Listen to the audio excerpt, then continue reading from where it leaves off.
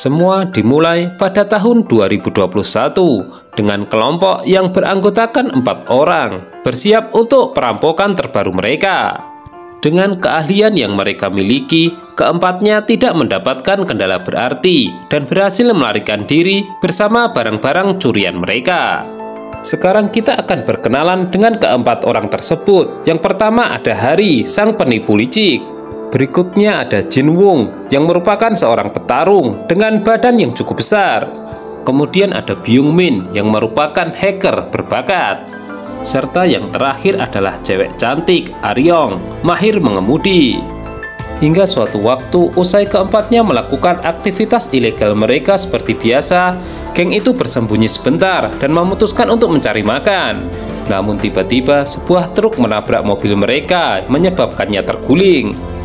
Hari terbangun dikelilingi oleh Jeffrey Jung dan anak buahnya. Pada saat yang sama, Aryong, Jin Wung, dan Byung Min dipaksa berlutut di hadapan mereka dengan tangan terikat.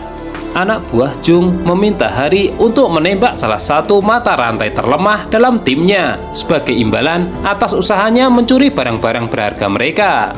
Namun, Hari mencoba menembak dirinya sendiri.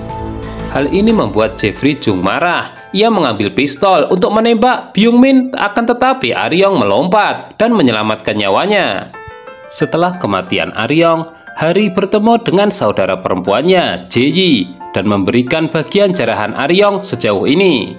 Hanya saja Jae-yi ternyata menolak untuk mengambil uang itu, dan justru meminta Hari untuk menjadikannya bagian dari geng penipu.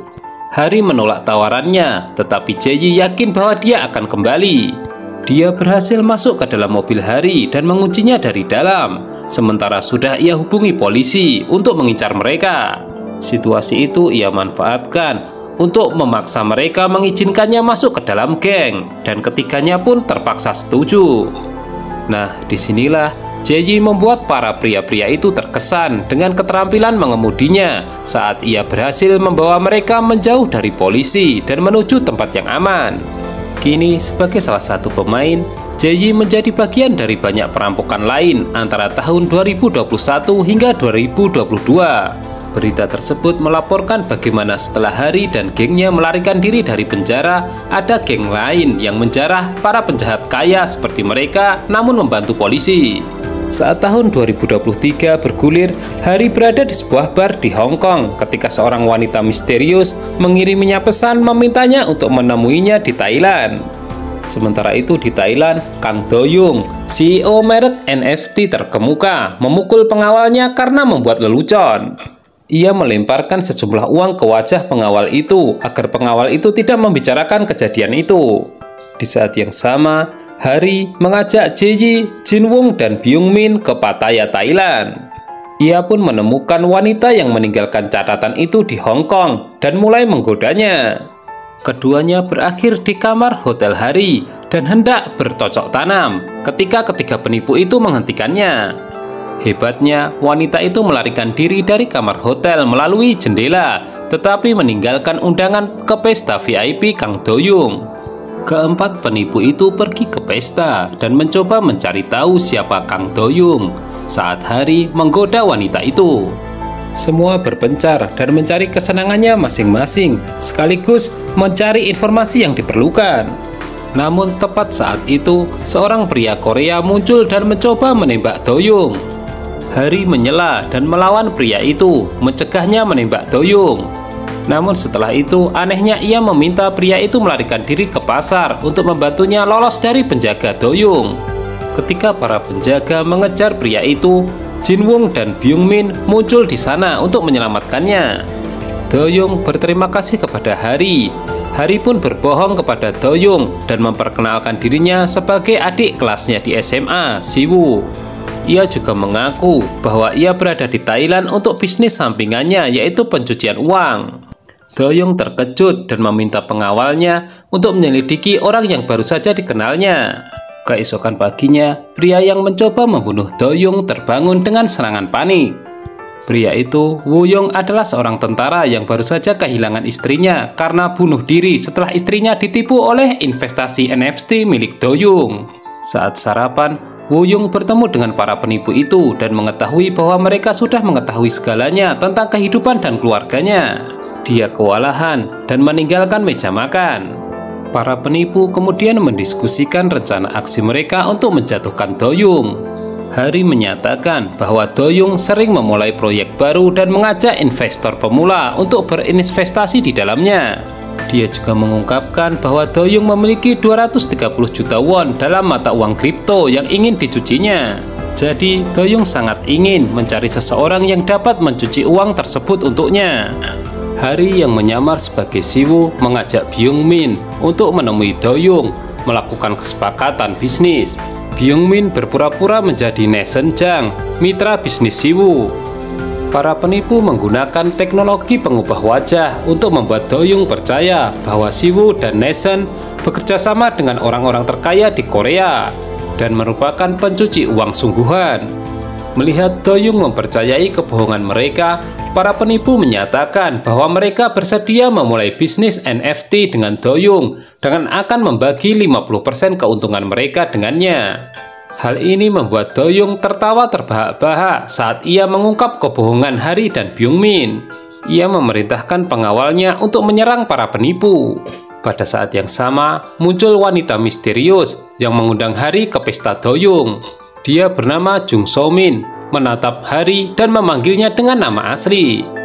Kilas balik tentang wanita misterius So-min bertemu Do-young tepat sebelum dia berangkat untuk bertemu dengan Hari. Dia memberitahu Do-young bahwa Hari mencoba menipunya dan memintanya untuk berhati-hati terhadap pria itu. Adegan berlanjut ke bagian terakhir dengan Do-young mengancam akan menembak Byung-min dan Hari, sementara So-min berdiri di belakangnya.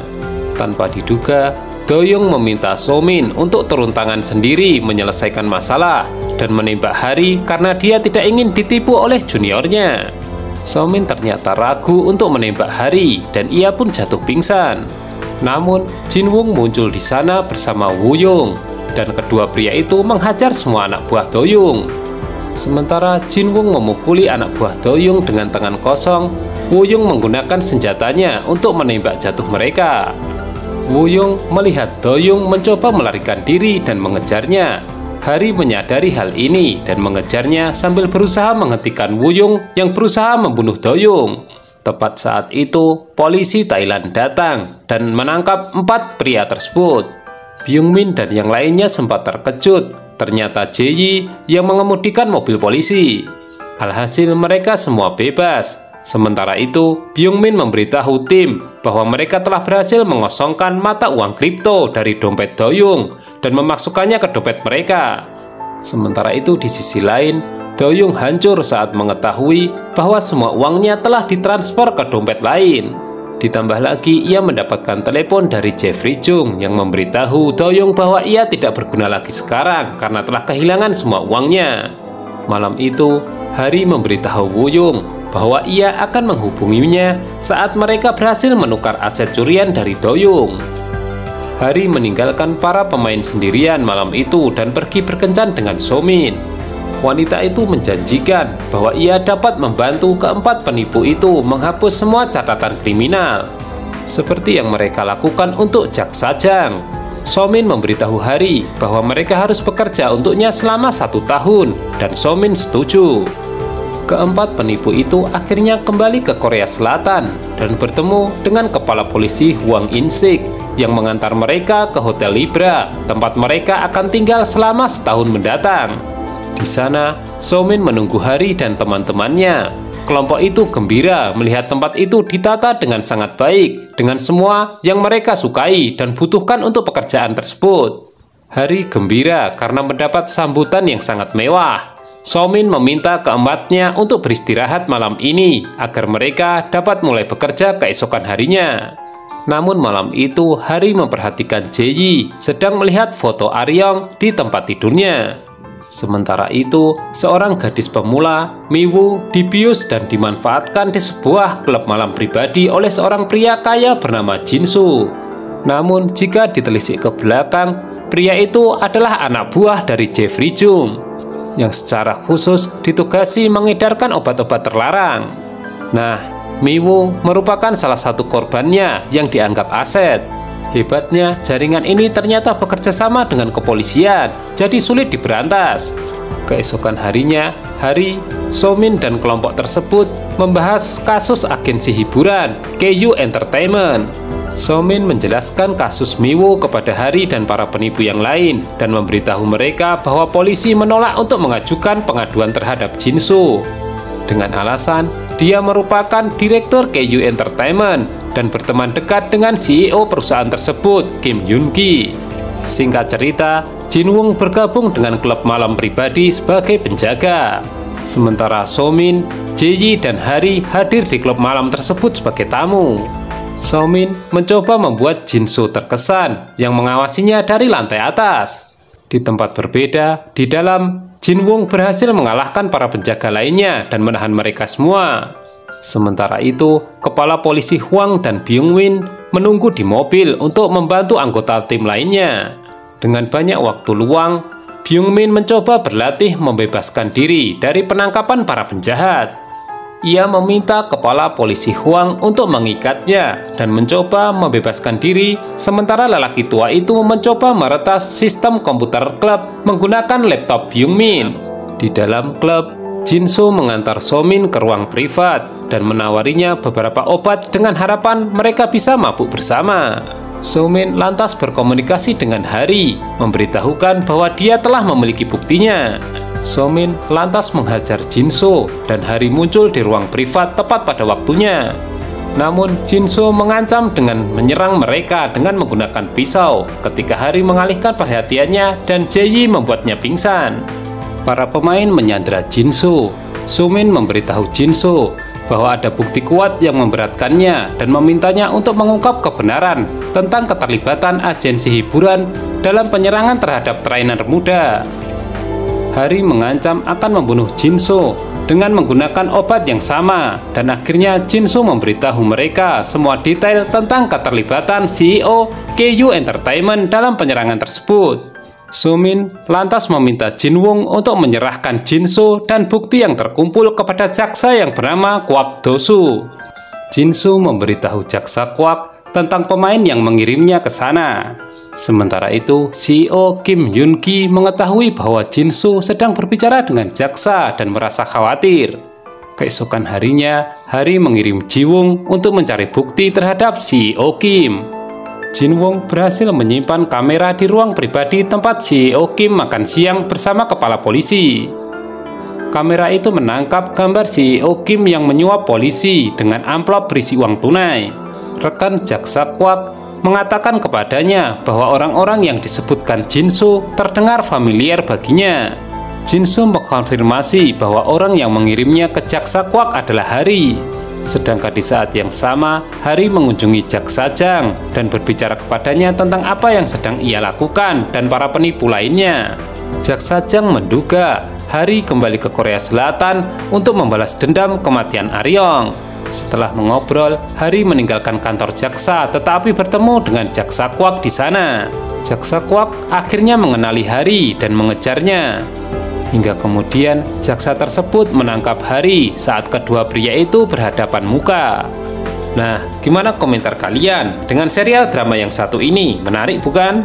Nah, jika kalian ingin mengetahui kelanjutannya, jangan lupa dukung terus Smile Channel ya. Terima kasih telah menonton.